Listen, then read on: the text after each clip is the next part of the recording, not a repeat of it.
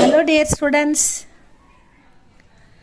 Gokul India Academy la Hindi basic 32 வந்திருக்கோம். பேசிக்கா நம்ம ஆ இ பார்த்துட்டோம், க க க க பார்த்துட்டோம். இப்போ காக்கா கீ பார்த்துக்கிட்டு இருக்கோம். இந்த பாரக்கடி பார்த்தா தான் நம்மளால் ஈஸியாக படிக்க முடியும். 7th row வந்திருக்கோம். 6th row வரைக்கும் நம்ம இந்த எழுத்தை அப்ளை பண்ணி படிச்சிருக்கோம்.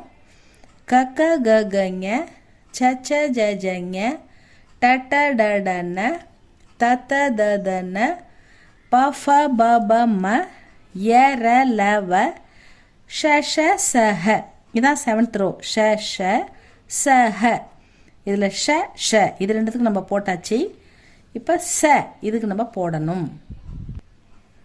மாத்திரா வந்து ஆ ஆ இ ஈ உ ஊ ரு ஏ ஐ ஓ ஔ அம் அஹ. இந்த மாத்திராவை இந்த சாவுக்கு நம்ம அப்ளை பண்ணி படிக்கலாம்.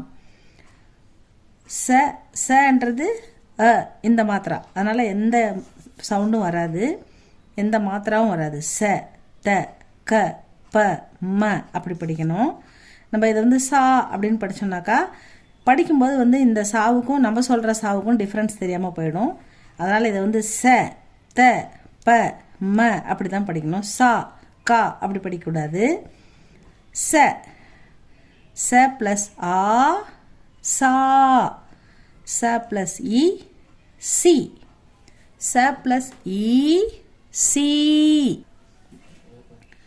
ச ப்ளஸ் உ சு, ச ப்ளஸ் உ சு, ச ப்ளஸ் ரு ஸ்ரு, ச ப்ளஸ் ஏ சே, ச ப்ளஸ் ஐ சை, ச ப்ளஸ் ஓ சோ, ச ப்ளஸ் ஔ சௌ, ச ப்ளஸ் அம் சம், ச ப்ளஸ் அஹ சஹ, ச சா சி சி, சு சு ஸ்ரு, சே சை சோ சௌ சம் சஹ.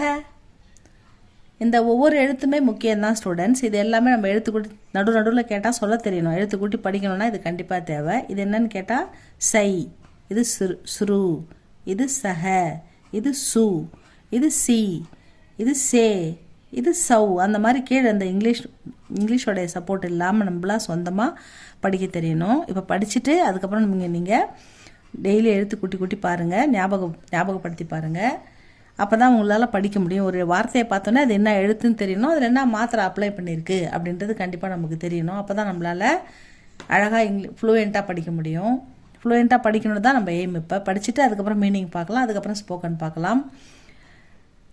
அதே மாதிரி சபா ஹிந்திக்கும் இப்போ புதுசாக ஃப்ரெஷ்ஷாக படிக்கிற கேண்டிடேட் எல்லாருக்கும் வந்து சிலபஸ் போட போகிறோம் ஸ்டூடெண்ட்ஸ். உங்களுக்கு ஏதாவது சிலபஸ் தேவைப்பட்டால் உங்கள் கமெண்ட்டில் சொல்லுங்கள்,